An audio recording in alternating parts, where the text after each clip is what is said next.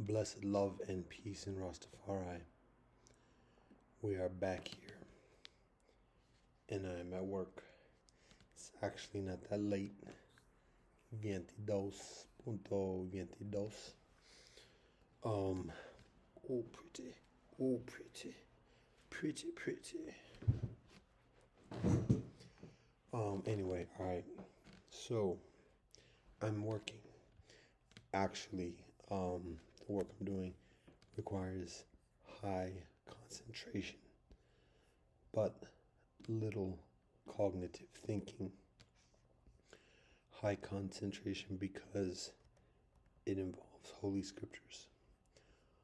Low cognitive thinking because I am working on formatting. So it's a lot of mechanics are just um, formatting. It's not even copying pasting. It's columns and stuff like that, neatening things. So, but it's still in the zone of prayer because of the implications of the text involved. This is actually the project is completing an updated version of Tobadi Gokadao that includes the Upanishads. Lunyu Ming Tzu, Dao Tzu,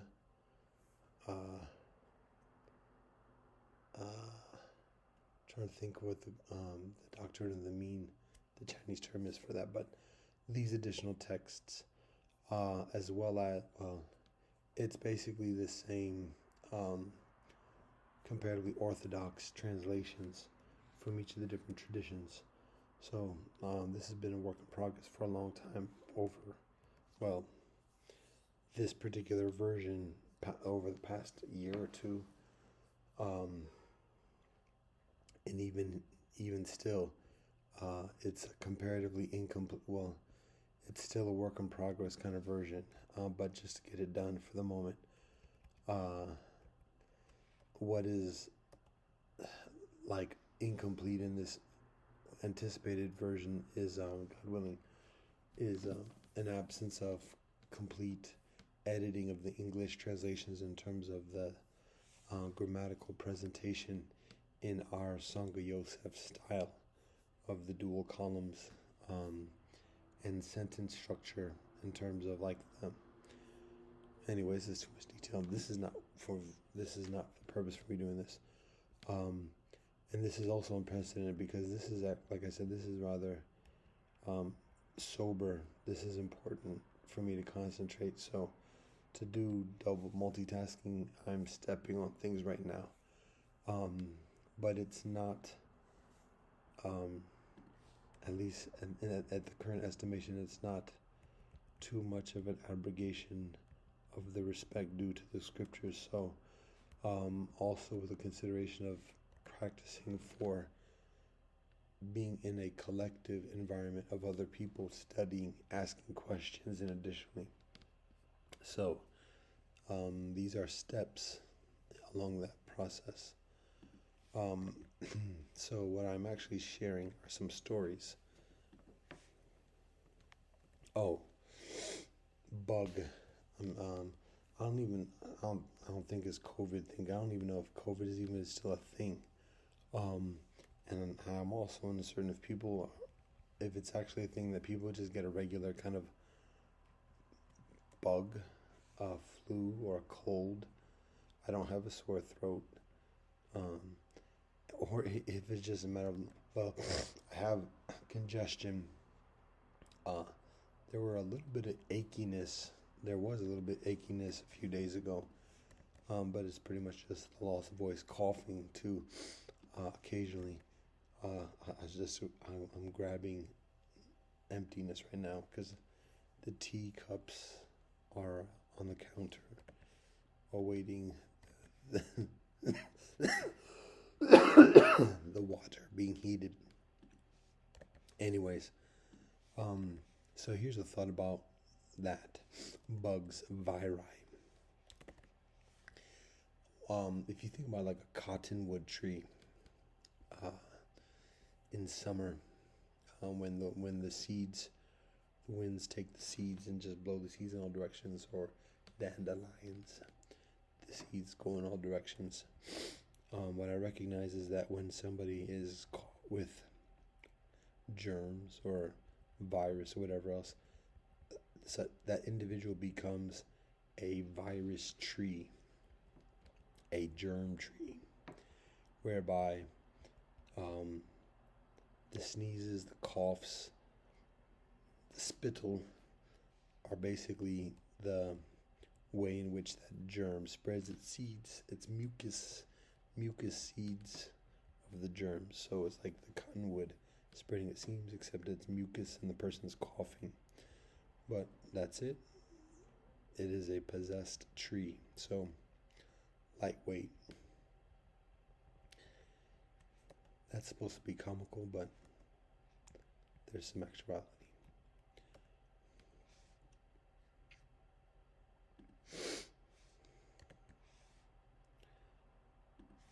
Thought about, side note on online communication, what I recognize is it's difficult to discern like what people's reactions are to things from emails, texts, or otherwise.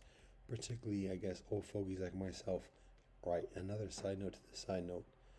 I'm in the new middle age of life. So the old middle age of life is about turning 30. And at that age, either being a parent, married, and in the household life on the grind, living for one's children, and competing, keeping up with the Joneses, and feeling like at least accepted, belonging to some degree, whilst trying to keep up with the Joneses. So that's one stage, or one version of the middle life. The other middle life is not being married, not having children, and thinking what's going on with my life, and feeling that insecurity and that lightweight, like, we'll say hysteria, but it's just like this serious fear of like life, and like being alone, being just like not what one had anticipated when one was young, and like not knowing what to do about it, because one can't solve it on one's own, and so all those, I mean, and one can't hide it either. Still single, still no children. What are you doing? What? It's not a hysteria. It's a fear. It's a deep fear. It's a insecurity. It's existential crisis, midlife crisis kind of thing, and it's serious. Around at age 30, people talk about Chinese culture, woman being referred to as over the hill, whatever. The same applies to a man, maybe not as socially or whatever, but still, like the man feeling like, yo, am I a man? Can I provide? Da da da da da. So, anyways, that's the old middle. That's the old middle age. The new middle age is 50 or 40, thereabouts, 40, 50. And what it is has less to do with like relationship or whatever. It's body. And it's basically when one's lifestyle catches up with oneself.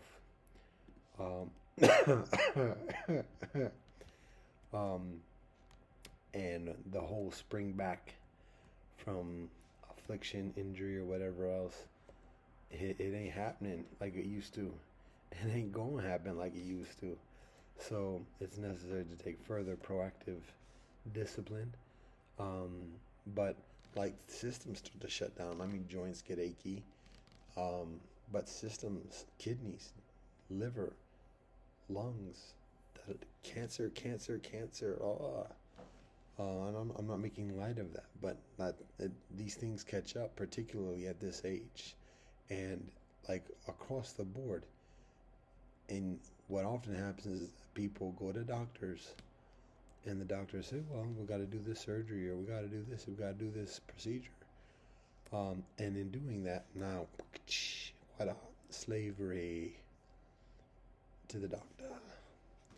And I don't mean to be disrespecting that, but that's what it is, because at that point in life, a person becomes insignificantly subjected to the suggestion and the guidance of the doctors.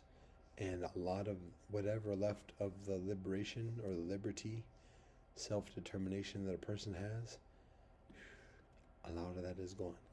The alternative is being sick, dying, and or otherwise, or I mean, just living healthy as much as one can and deal with whatever come what may. So that's about this age, um, and many people get procedures, and it might not even be a serious procedure, just a minor procedure. But in doing that, one becomes like in that on that track of updates and checkups, and gotta have the insurance and premiums and everything else. So um, one can ignore it, but then either live healthy and mitigate optimally the adverse symptoms, or it gets compounded. So, anyways, that's where this thing is that I find myself. That was the side note to the side note. The original side note, it wasn't germs. I already finished that part of it. Um,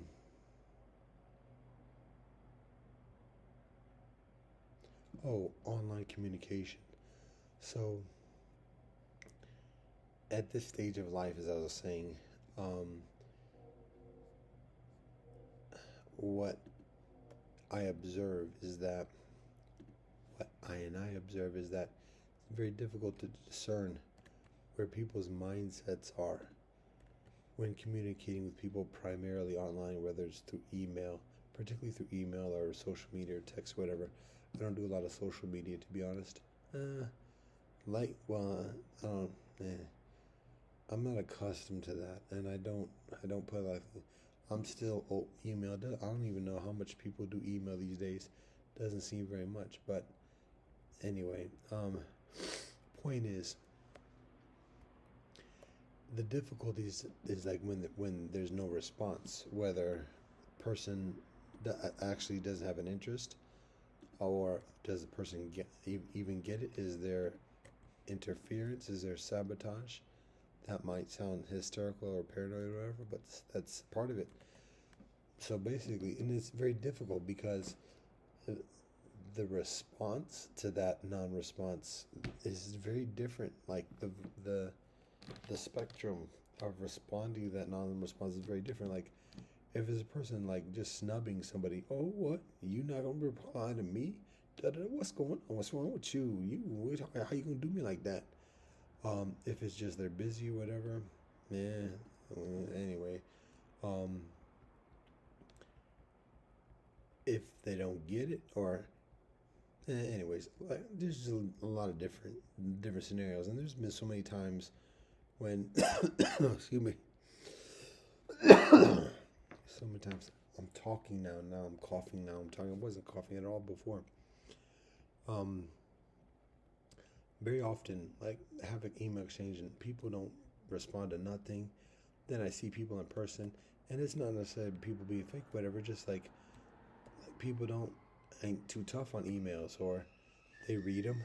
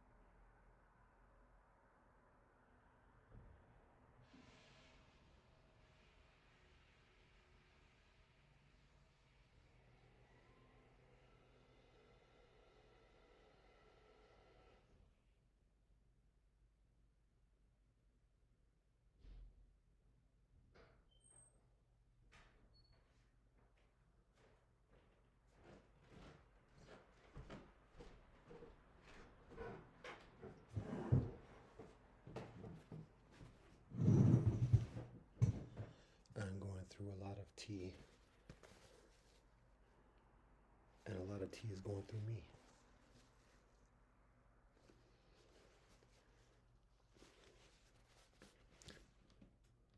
All beauty.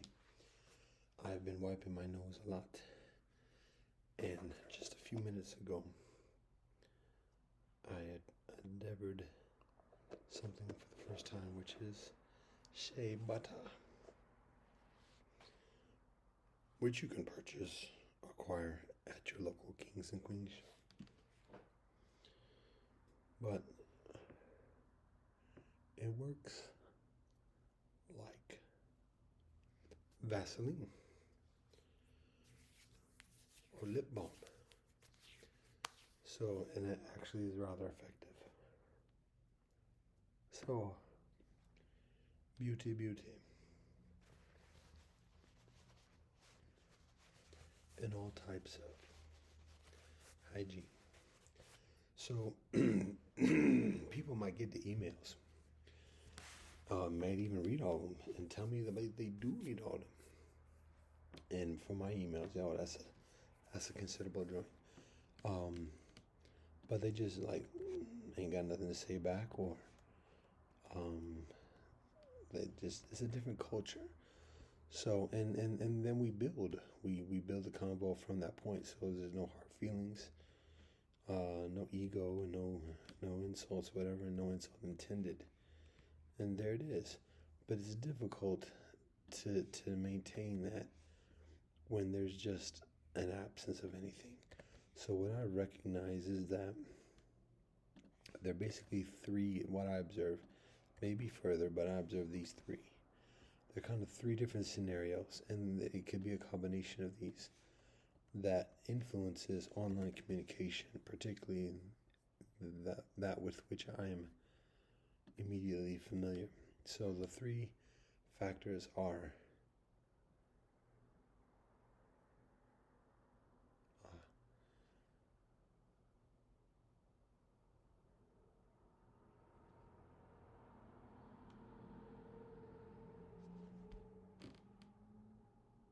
what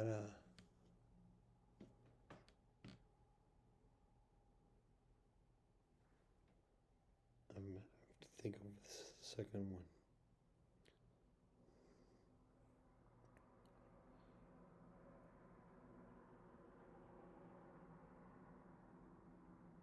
Wow. Maybe it's getting late too, actually, then I think about it.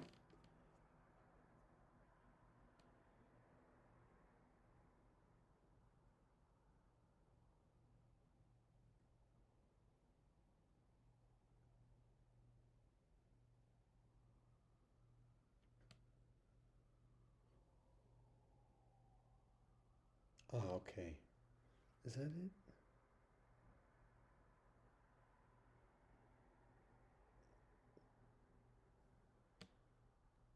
Now that I'm thinking of the three, there are two that seem somewhat redundant.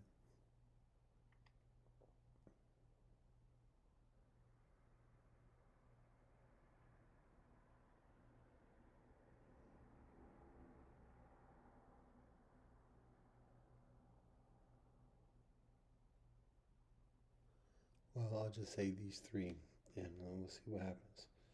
So, patience is solicited. So, what I recognize is that people are scared, selfish, and or hostage. Scared in the sense of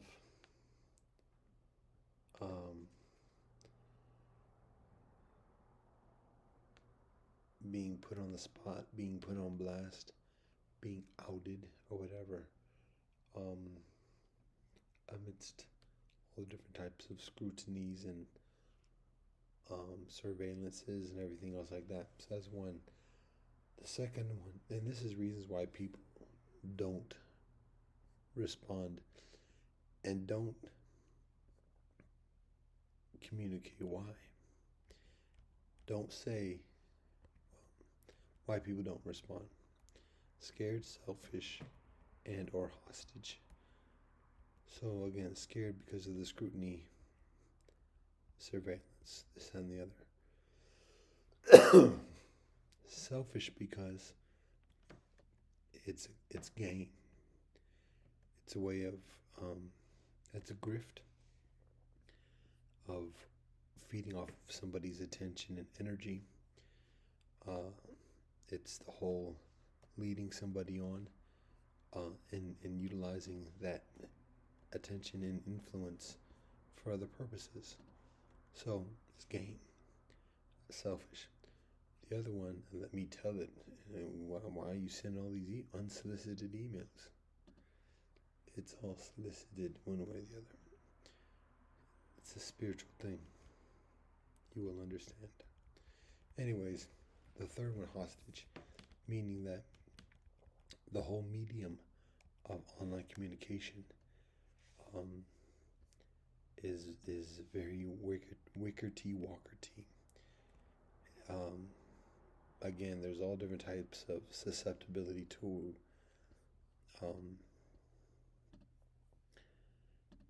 interference and otherwise. So all those different scenarios are applicable about why somebody was kind of email could have got blocked, could have got spammed, whatever. So people's attention can be distracted in many different ways. So it doesn't even have to be a technology type of interference. But hostage in a figurative sense in terms of capability of directly responding as one would like to. So because of that, being increasingly patient in these communications, recognizing the benefit of and favorability of direct communication in person, visual, audio, live, and when there's anything less than that, to temper one's expectations of responsiveness.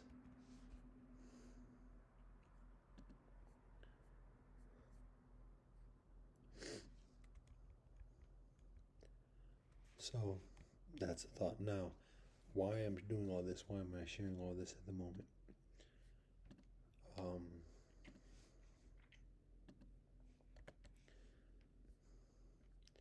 So a few days ago on Shabbat, part of my routine is going outside after lighting the candles and just observing the sky, the sunset, observing the nature, Father Sky,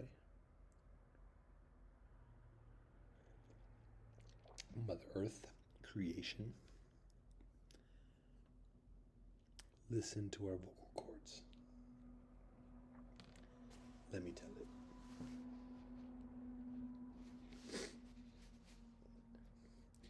So that's what I do. Just kind of calm down and get ready for a period of rest and mindfulness of being in the garden. So as I do that, two evenings ago, I cry. And it's not a big thing for me to cry. I cry very easily. But usually for Shabbat, that's not a time for crying. So what happened was that I was reminded of something. And usually when I cry, it's something over a beautiful thing, particularly God, being moved and humbled by the grace of the Most High. And that's what this occasion was. I was standing out there and I was remembering something from 20 years ago. When I was one of the most difficult experiences of my life.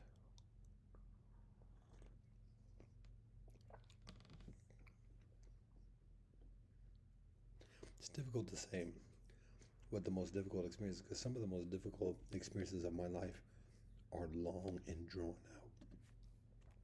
This was one of the most difficult, intense, acute, torturous afflictions type of experiences of my life. So what happened was that when it was just beginning, I was locked in a psych ward isolation unit, and it was just like the whole, I hadn't gotten this type of torture before.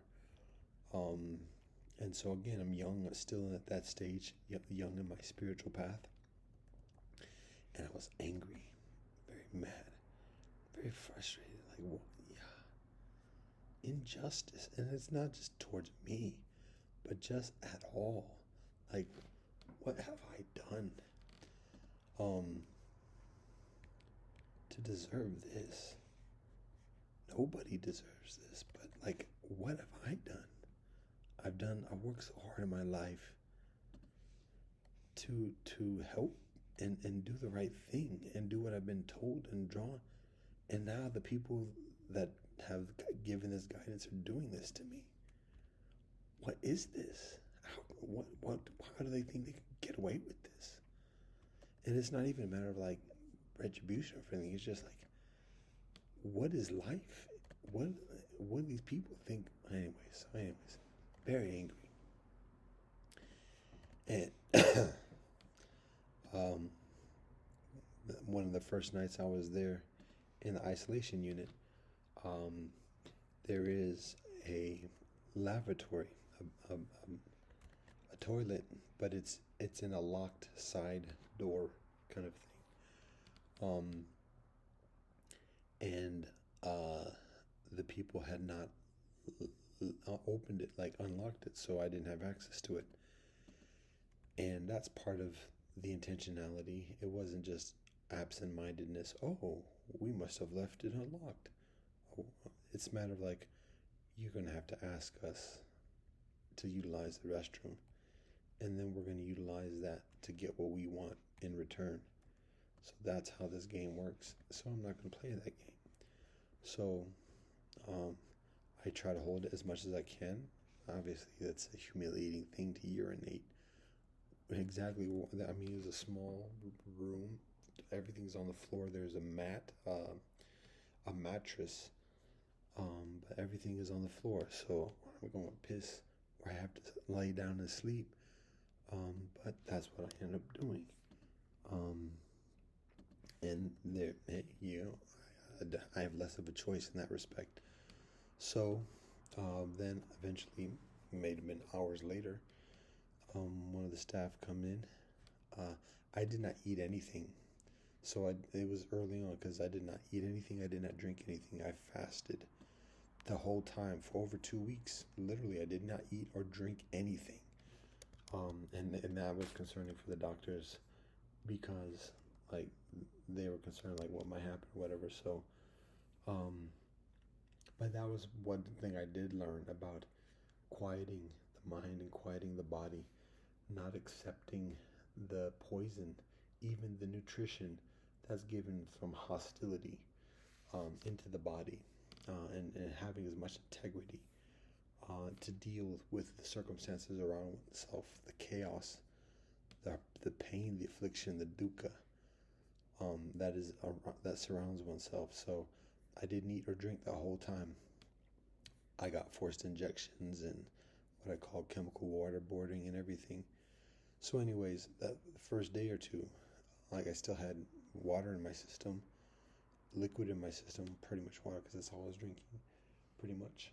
So urinated, and it sat there. Then eventually the staff arrived for whatever reason. And again, it's so degrading and disrespectful, trying to humiliate people. Oh, what did you do?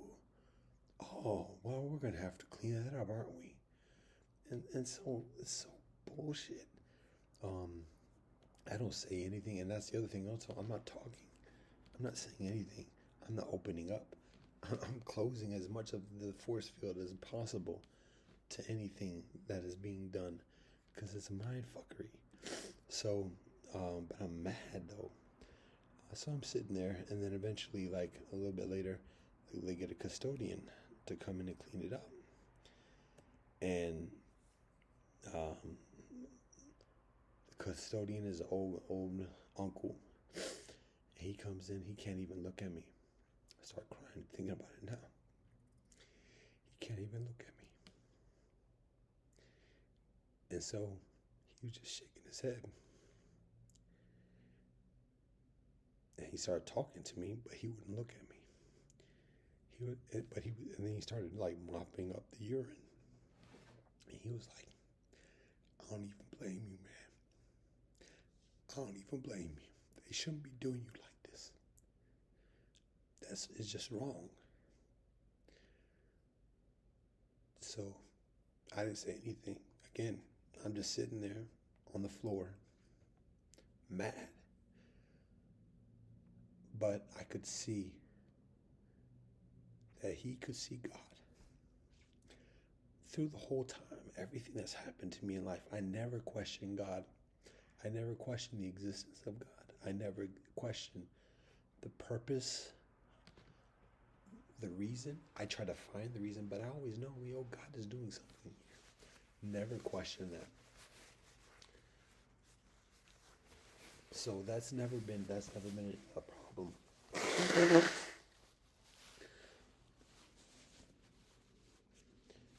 But in that particular instance, what I could see is that he could see God. He could talk in an honest voice, which is God speak. And beyond just his words, it's his actions. He's cleaning up my urine. And instead of vilifying me or demoralizing me, he's shamed because he's being paid by the people who are doing this to me.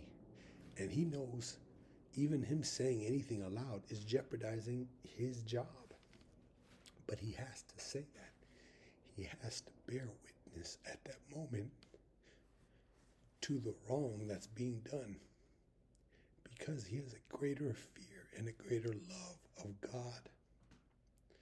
I don't even know what his faith is, but I know that.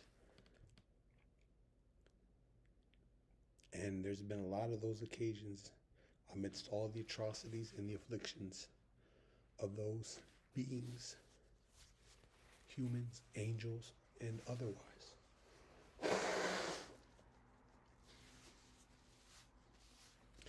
So that's what I was thinking of on Shabbat evening. I think, why was I thinking about that? Something precipitated that, but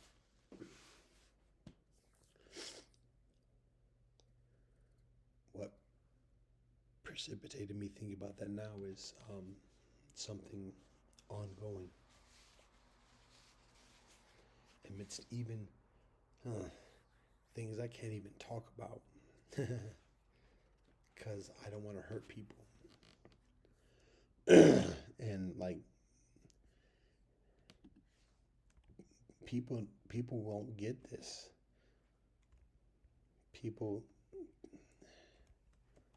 Anyways, I'm processing some things, and as I'm in this process of processing,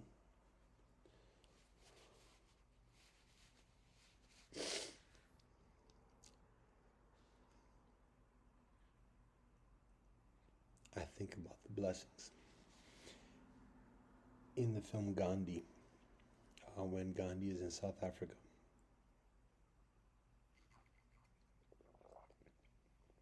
when he's beginning his campaign, and I think he started his newspaper by that point, and he's starting to make some noise. The scene, again, there's the artistic license thing or whatever, but the scene is when an Anglican clergy minister arrives at the doorstep of Gandhi's home in South Africa before forming the ashram. And Charlie is the character's name in the film. I keep saying Richard Attenborough. Director Ben Kingsley. Wow, blood.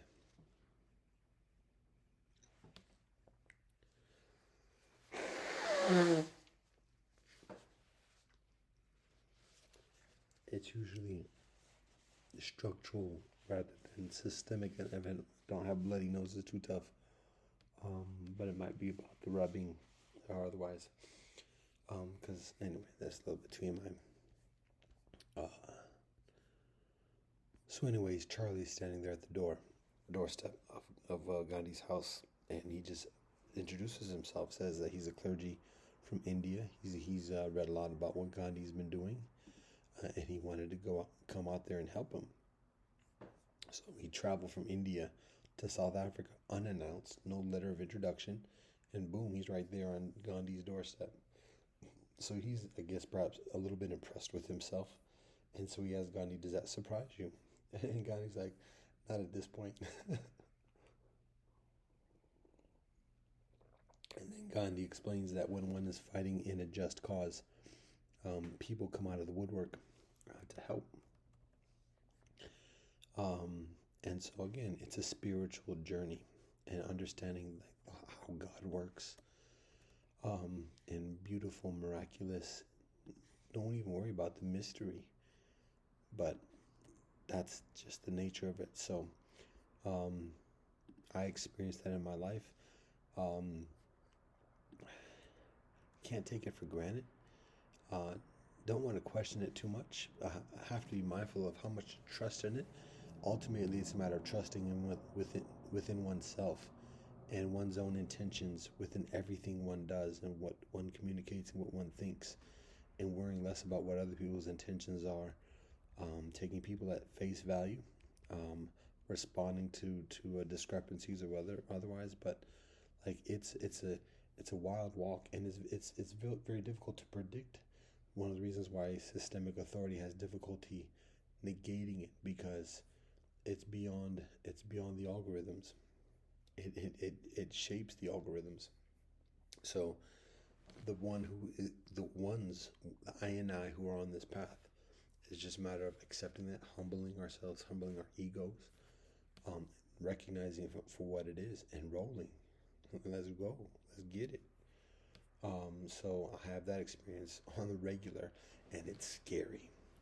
It's scary to see just the semblance of the people who have my back, the people who have our back. It's a scary thing to think about that, because again, I have to be on my P's and Q's and making sure that everything I do is not even purposeful, but like optimally purposeful. We can take a break, we get rest, and additionally, that's purposeful. But ain't no time for playing games just for the sake of playing games. Playing games is very important and sacred. It's how we teach, it's how we relax, it's how we bond. But we do it with that mindfulness when we grow up. So ain't no frivolities, because cats is putting their life on the line without me even knowing who kinfolk are. And it's scary. It's humbling. And I see it. Now, what precipitates much of this is the fact I got work here. What precipitates this is also the afflictions, the threats, serious threats, immediate threats, ongoing threats, old antiquated threats, stubborn threats, silly, dumbass, stupid threats, cowardly threats, all of them joints. With love and peace to all kinfolk who communicate and think about it, and beyond that. That's what precipitates some of the things. That's not what I'm processing in terms of what I mentioned before, but it is something that I'm dealing with in the moment, that I and I are dealing with. But it's not scary. Like, yeah, we don't want pain. We don't want broken bones. We don't want torture. Nobody wants that in their right mind. But we can't be fearful of that. We're living for our greater purpose. So those things are comparatively unessential. I won't say they're inconsequential, but they're unessential. To fear that, we have to be mindful of that, particularly how much we avail those threats towards others. Um, but when I think about my walk in this life, of who has legitimate beef with me, who has a legitimate vendetta, who has any legitimate reason for putting any kind of price on me, there's nobody. Nobody in this life.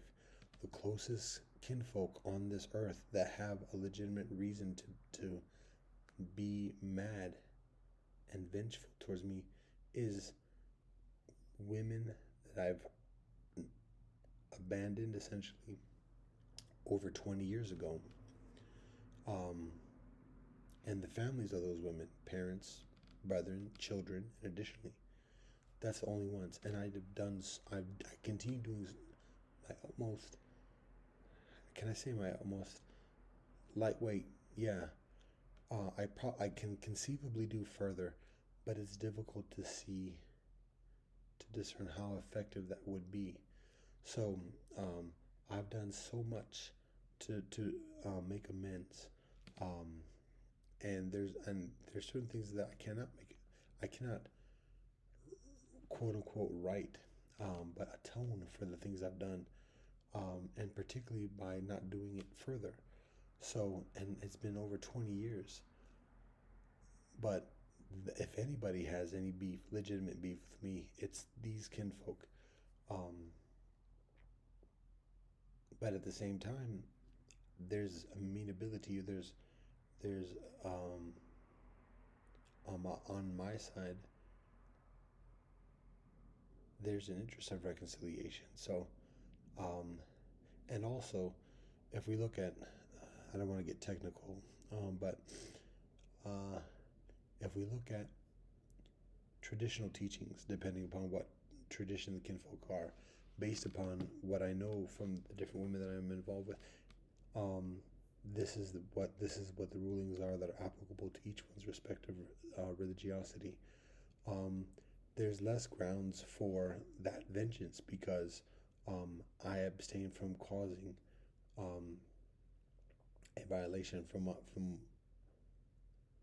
each of the women that I'm involved with previously, that I call wives from my first stage of life, um, are abstain from being virgins based upon self um, testimony. So that type of, again, scriptural um, protocols about responses.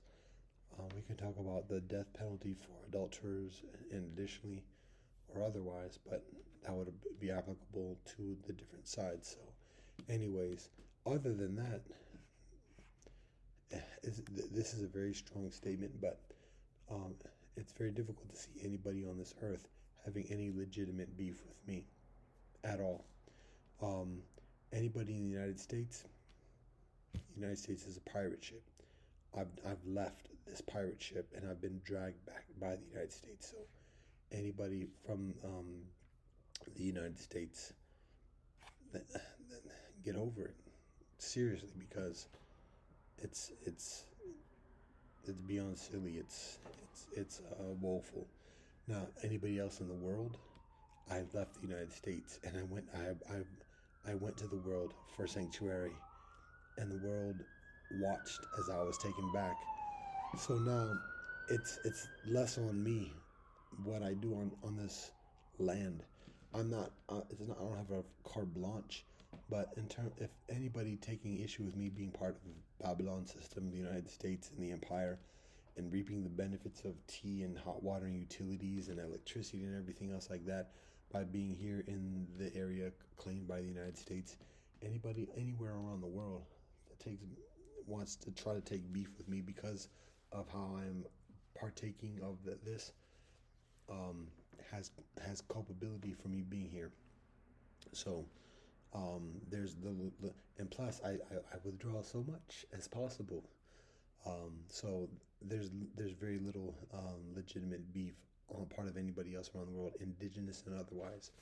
So um, that's why when people try to go huffy puffy and make threats, it's stupid, because when people do that, people are just revealing their own weaknesses to their own enemies and competitors. We don't have weapons. We're not threatening. We're not vying for ownership over other people's territory or whatever else. And when people get very defensive and um, uh, what's it called? When people take up positions, but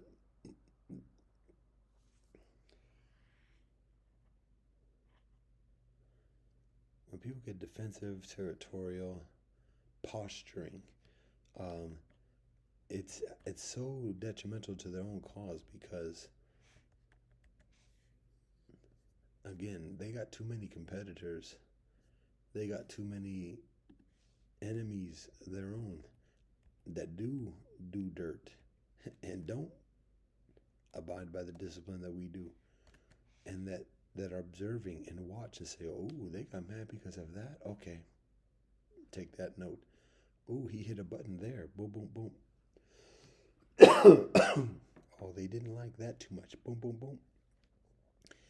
And those observations aren't revealed immediately. It's utilized very sophisticatedly, long term, like long term leverage in negotiations and prices and boundaries, and additionally. So, um, anyway, that's some of what we're dealing with at the moment. That's some of what I share. Uh, I am making music. No, I'm making babies, making music, and making silver by the grace of the Most High. That is my earthly directive at this stage of life. A manatee searching for a womanatee amidst the great whites, black stingrays, and orcas.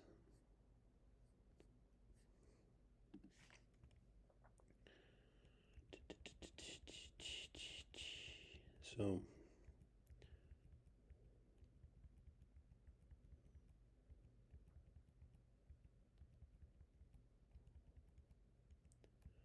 I mentioned, or I write this before, about meeting a woman, and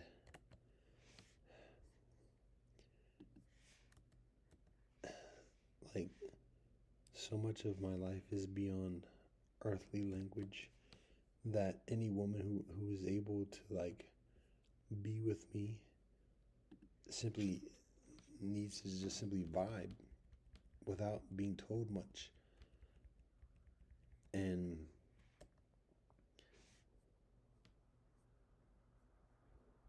it's like a a coy insistence of just sitting down and being humble and being coy or being shy or being modest, but at the same time being like, no, she's here, and her feeling comfortable enough to take that type of um,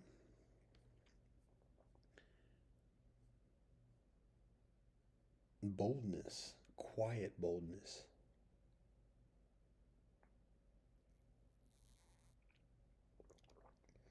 As I mentioned before, I am directed to marry a woman who is of East Asian ancestry, because this is the balance involving myself, this earth, this life, at this moment.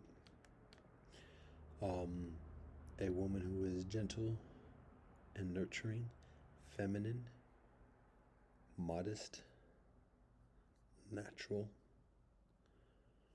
um,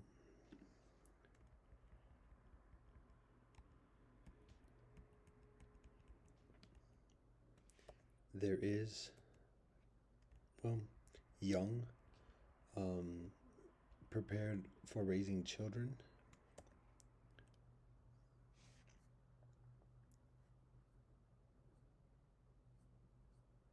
and I will be honest, um, at this point in my life, particularly, there is an aesthetic that is relevant, meaning she's pretty, because fit and pretty, because I have to teach her how to walk in this life, in this way. She has to teach me. And what I recognize with myself at this moment is that, well, it's an aesthetic, it's a superficial thing, but it's also relevant as well. Um, I'll say what the rationale, and then I'll go further into like deconstructing the aesthetic of pretty. But it's just a matter of like a very primal motivation for providing that teaching.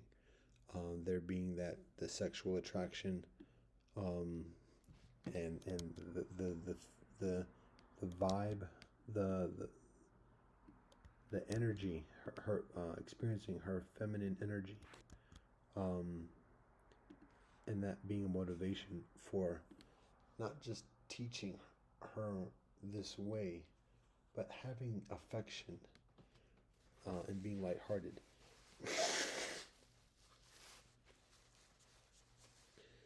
And there are all the requirements that she has for me.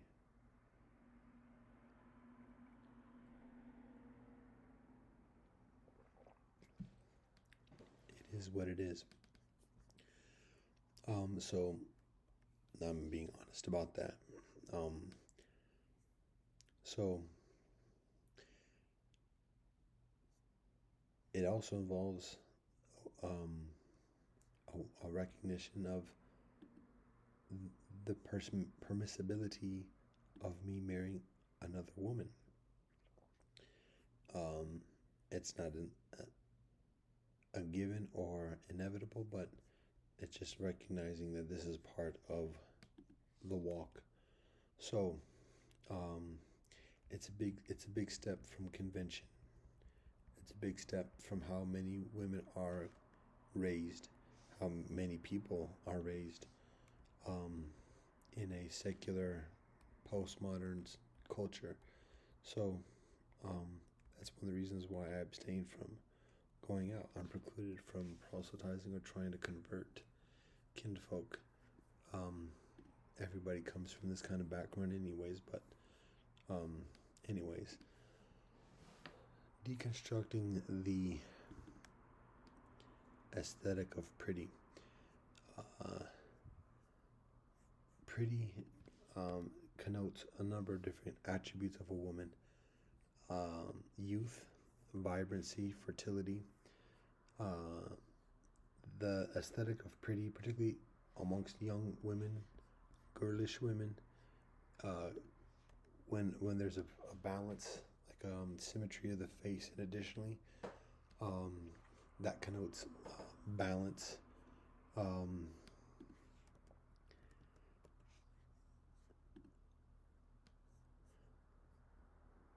so there is some legitimacy within certain presumptions about pretty, but we also recognize, particularly as a woman matures, there are a lot of different ways in which a woman adjusts her appearance, and her aesthetic to be further appealing, without maintaining those attributes.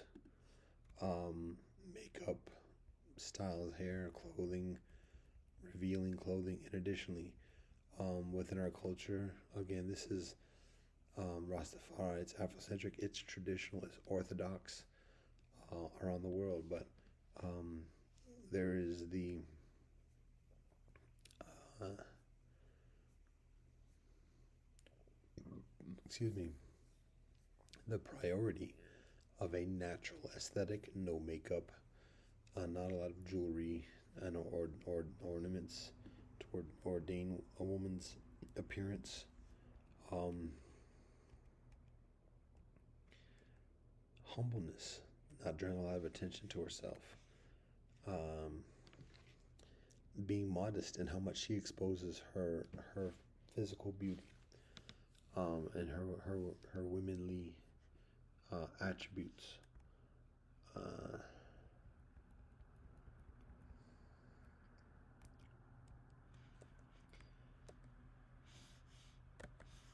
and that being said, I mentioned like Rastafari Afrocentric. The actuality is that um,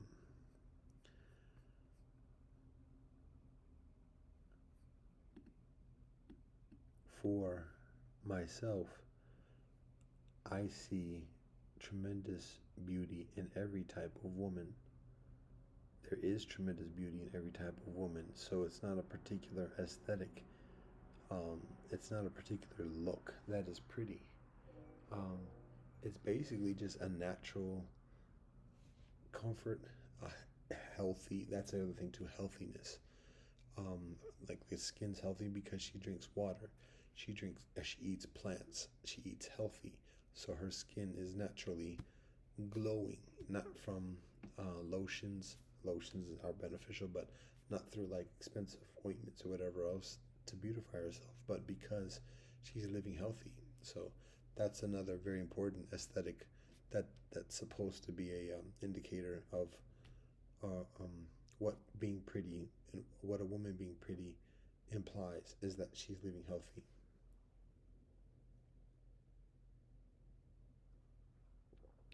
We can talk about fertility in addition, but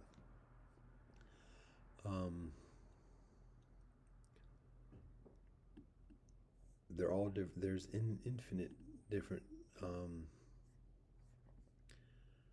uh, types of um, pretty. So it's not a specific look. It's just a matter of being natural, and her physicality, feminine modesty, her virility, her fertility, being that motivating factor. So um, that might sound very objectifying. This is actuality of life.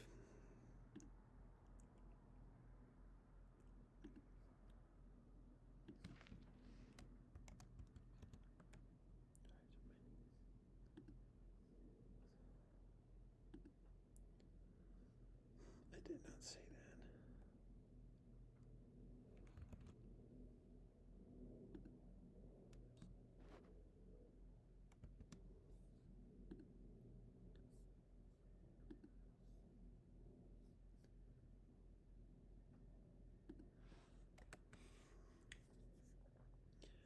So there's that. Um, and again, that might sound superficial. I'm being actual. To be honest, I mean, I guess I can talk about this. There's just been so much in these 50 years, near 50 years that I live on this life, on this earth. Just seen so much game, so much, and I'm not blaming anyone. I'm just it's fatiguing. Um, and when one when a man invests a lot of his self in life and being um, outgoing, um, sharing his positive energy, and additionally, I mean, I like I said, I've been um, irresponsible and selfish when it comes to my relationship with women. Long time ago, maybe I won't say I'm clumsy within recent years, but I do my best and very honest, very upfront, and very almost intentionally awkward, so that a woman can be, at least through in recent years, so the woman can be aware of like what is involved, because the awkwardness ultimately is just, it pales within, or it is minuscule within the larger aspect of the spiritual walk.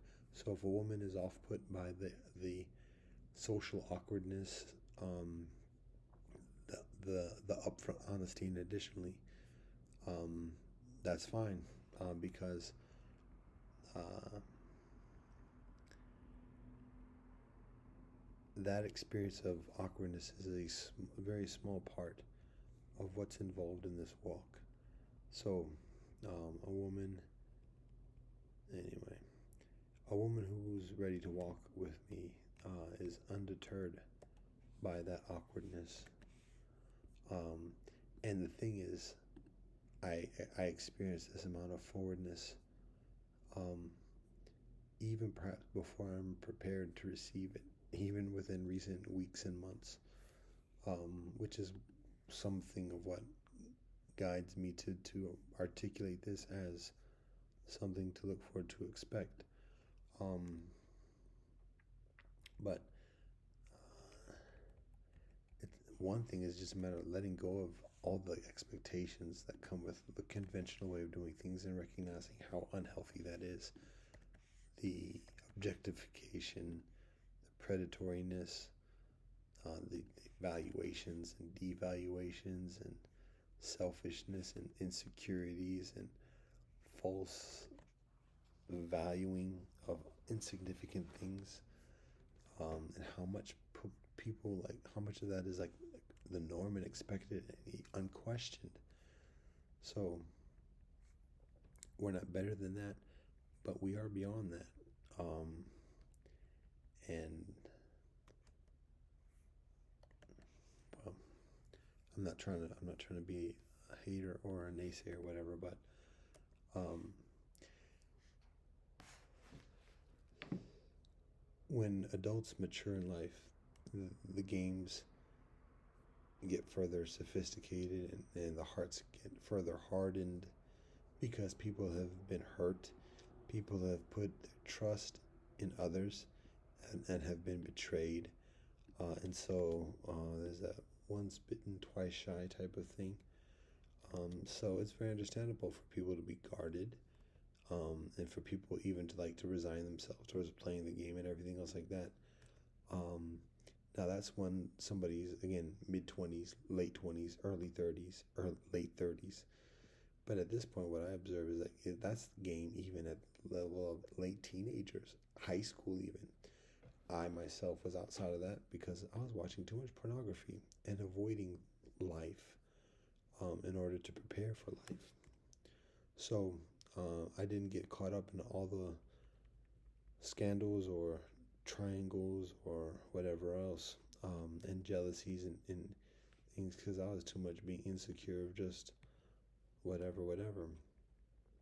Uh, but I do know that people get enveloped in things at an early age, and people kind of resign themselves towards these tactics at an early age, because of the pain that people experience beforehand. So, um, this path that we are on, um, involves a courage, a vulnerability, um, discipline, uh,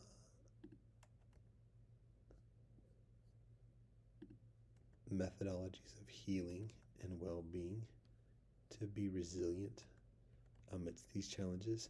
It's not invincibility, it's not guarantees, um, but it does provide some balance, perspective, purpose, patience, understanding to navigate through this, to recognize further the things that are important, the things that are essential, beyond people's opinions and wants and demands and expectations, even from parents and family, and the parents and family perspective, and spouses and in-laws, um, and to recognize the greater cause.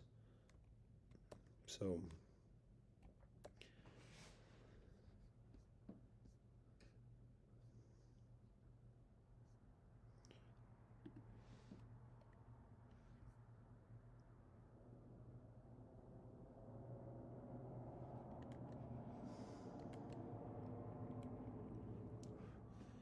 got these, I'm calling them tea flies. You might have heard of fruit flies before. Well, these are tea flies because I think these buggers be nesting or um, what's it called when they plant their seeds? Not festering. Um, Whatever it's called.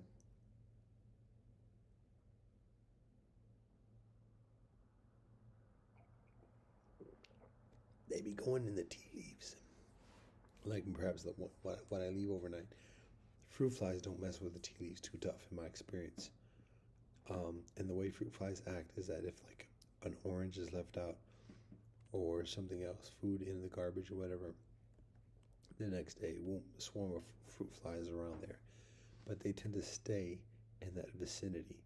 If things are left out for a duration, then the fruit flies can multiply and migrate. But usually it's a concentrated type of habitation.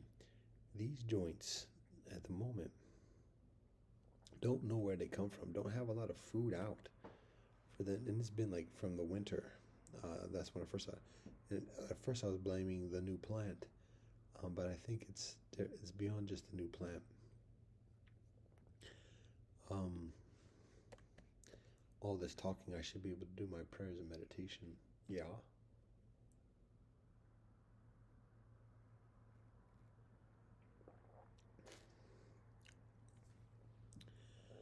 Um, I got about sister asks me a couple weeks ago, after I make an interjection like the one I just do, she asks me, "What language is that?" And I say, "It's an interjection." And she says, "But what language is that from?" And I say, "Well, the nature of interjection is to transcend conventional language. It is an expression meant to be understood in such a way rather than necessarily having a finite definition." That was all impromptu. Um, she didn't say anything after that. I was actually sharing with her a poem, and she says to the poem, "It's beautiful." I say, "Cheers. You can take a photograph if you like." She does. I don't know. Well, I don't think she was humoring me, but I think she was still trying to figure out, who is this dude? Why is he here?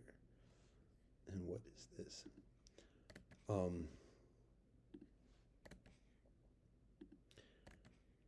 So the tea flies, these joints, since the winter,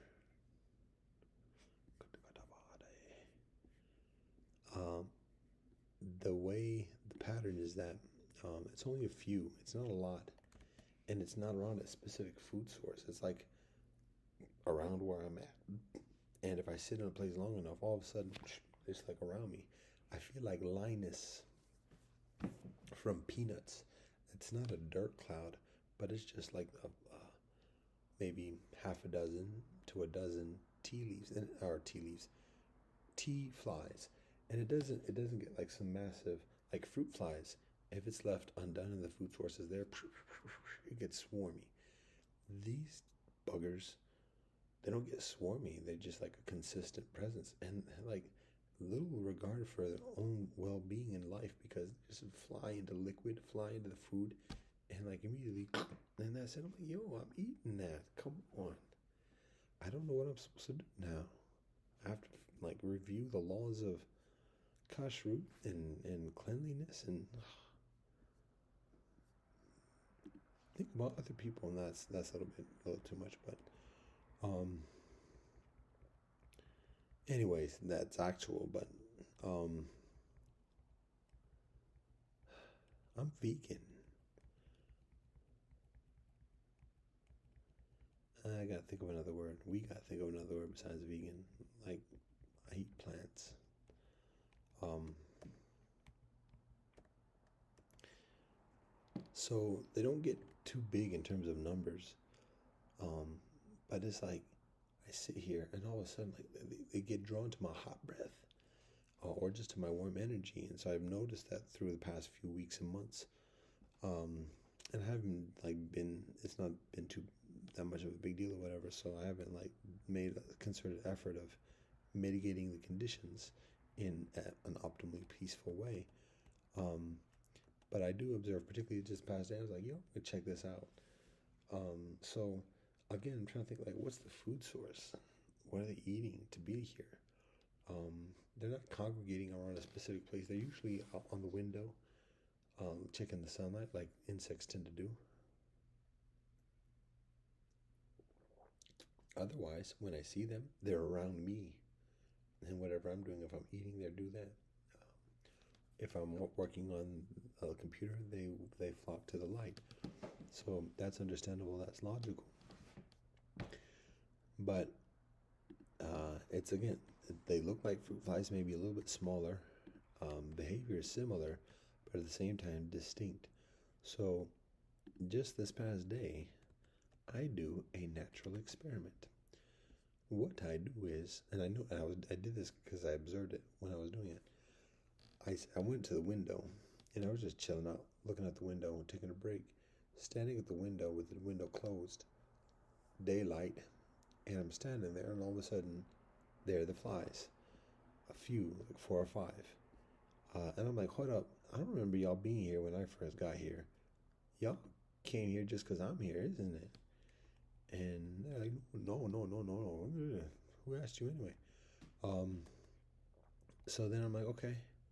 Then I looked at all the other windows to see if there are any flies at the other windows. No flies at the other windows. I'm like, okay. So then I walk to one of the other windows and I stay there. And sure enough, like after a minute or two, here's one fly, 2 flies, 3 flies. I'm like, y'all are following me. Don't even trip. I caught y'all. Come on.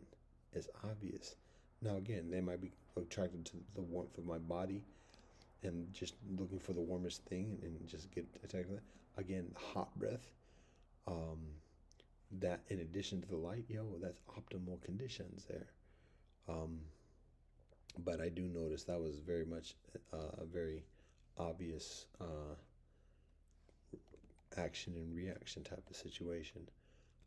So then I checked the same window that I had just left, and indeed there were hardly any flies there.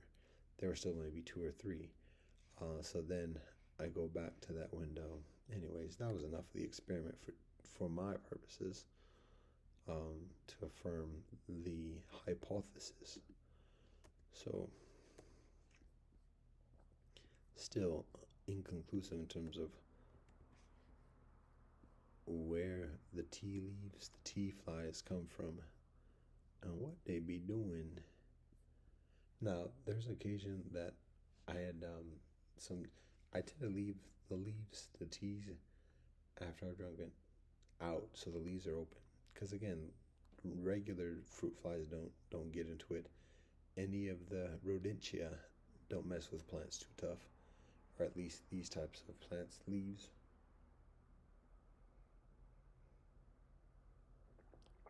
So I have the habit of just leaving the tea leaves out. Usually I put it in the cabinet, but on one occasion earlier this afternoon, again I'm going through tea regular. Like I'm doing double cups, and even then I do 2 or 3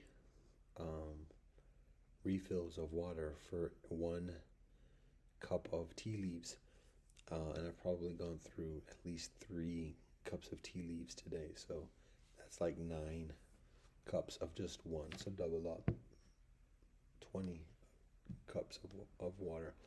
So at one point, like I had maybe I took a break, a nap or something like that, and I left the cups out there. They dried up a little bit.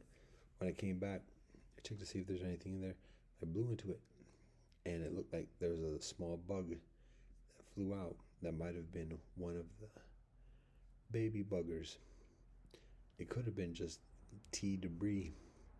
Didn't pay close attention, wasn't ready for that type of experimentation.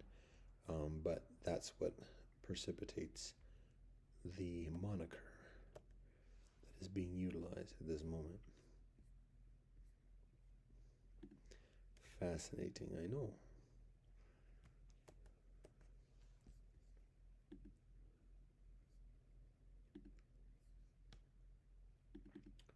We are past midnight now. Over an hour to this joint.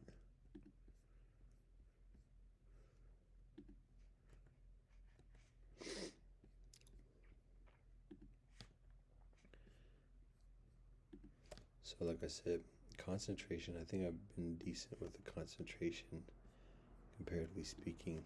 Oh, one other thing I think about in terms of the tea leaves or the tea flies is that preparation for children. Haha. Does he have the patience for young buggers to be bothering him and distracting him from his duties and his weights and all these things? So that maybe I take it somewhat for granted, but I've always had a beneficial rapport with children through the years. I have to be mindful because I'm thinking about conditions, and now I gotta think about that further. But anyways,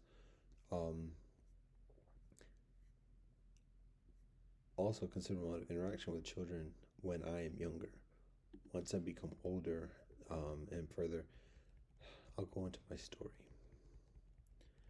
I used to work at the child care center at the law school my first year, and after at some point my first year I stopped going to class because it was just ridiculous. And so the only reason why I would go to campus is to go to my work study job, and I would go there every day. I would see my classmates on their way to class. Okay. And I'd go to the work study, and I would stay there. I would be with the kids in the preschool. And so it was a beautiful thing because in an environment that was very heartless. I don't want to sound, I mean, it's just the nature of law school. It's not even just a matter of studying American law. It's just a very tenacious thing. But in that type of environment,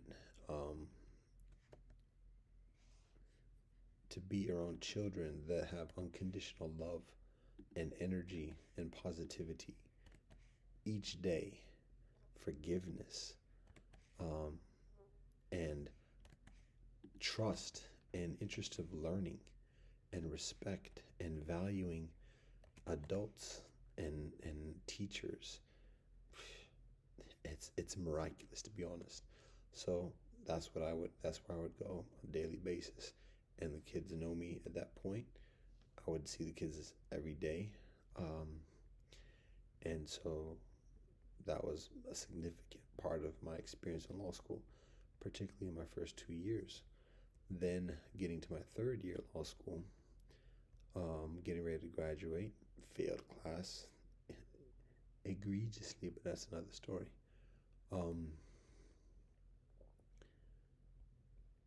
But in that third year, now I'm like, this is the culmination of my formal education. Like, I'm not going to graduate school after this. This is it. Like, life is beginning now, and like all my friends are going in different directions, and like people have changed, life has changed, and I'm going through that thing of particularly the prospect of being in school another semester by myself, and just feeling all of that. And then at the same time, I had stopped going to the childcare center because I got a different work study job, but I still visit there here and there. So by that time, all the children that I began my job with were doing their own graduating from preschool, getting ready to go into first grade. So I got invited to the graduation ceremony with the family and parents and everybody. So yeah, of course I go, and it was heart wrenching to be there because I mean the experience itself is beautiful, but I mean it's like graduation or wedding or whatever. You just like see it's a rite of passage, and the children are there just playing like any other day, laughing, and the teachers are giving their presentations or whatever. The parents are there, and so it's a nice gathering. But I'm just sitting there. I'm thinking, like, when are these children like going to see each other again? Are they ever going to see each other again? Are they going to remember each other in life? Like, are they like? I'm literally looking at them, and I'm thinking, do they like know? And like, it was for myself, like that prospect of like going doing. I couldn't be a teacher like that, like that, like in that scenario of working day after day and investing so much of oneself in raising a child. That's because that's what teachers are doing day after day, loving a child, being generous, the child loving the teacher day after day. And then at age 5, 6 years old, going to first grade and maybe never seeing each other again, teacher and student.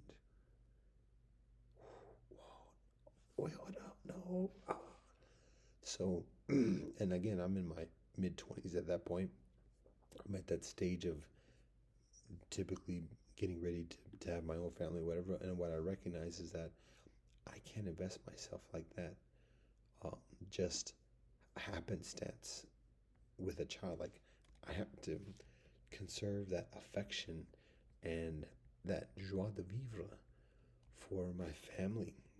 Because at that point, the next generation of my family is being born. So it's like that's part of the experience of relationship, and particularly for a man. I think women women are a mystery. So I think women have a capacity to give and deal with that type of pain,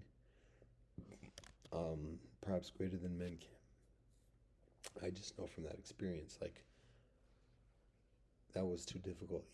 Now I think to myself, like I can be in that kind of experience where it's like a village school, where the child goes from preschool to first grade, but still that relationship is still there as a village, so that even the teacher knows the child even when the child completes school at year 20 or year 30 or whatever, and continues going because it's an ongoing relationship as a community and village.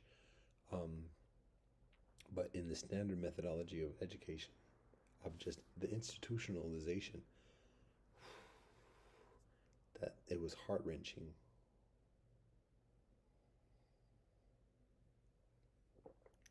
And it was double personal because of the stage of life that I was in at that moment. That kind of just emphasized the experience. So, point being is that going back to the tree flies, it's been a while since I've had that kind of experience of regular interaction and raising young children. And so there is that consideration. Do I have the patience after all my life experience in the past 20 some odd years?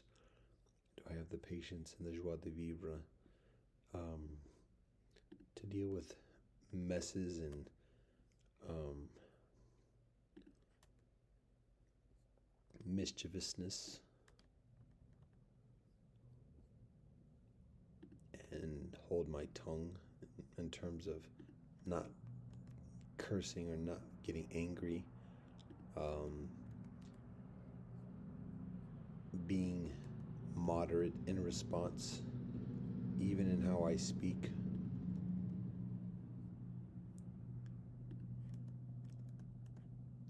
I have that discipline when I'm young, before I begin my spiritual path, before I experience a lot of nasty things in life. Can I still be that way? Am I still that way? Um,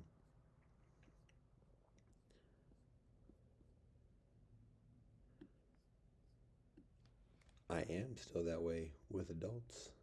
I am still that way when I see children, but my interaction is comparatively brief.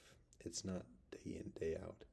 It's not a matter of like, oh, I have nowhere else to go. I don't have a refuge. I'm going to be here for the next 20, 30 years. There's no break. And again, there's obviously also a difference between being a teacher and being a parent. But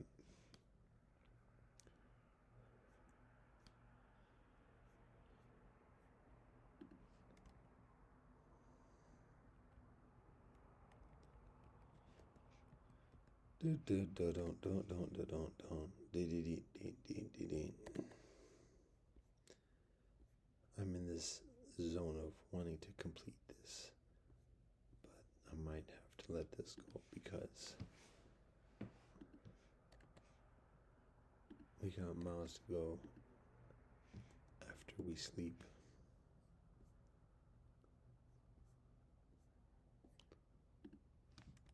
All according to the grace of the Most High.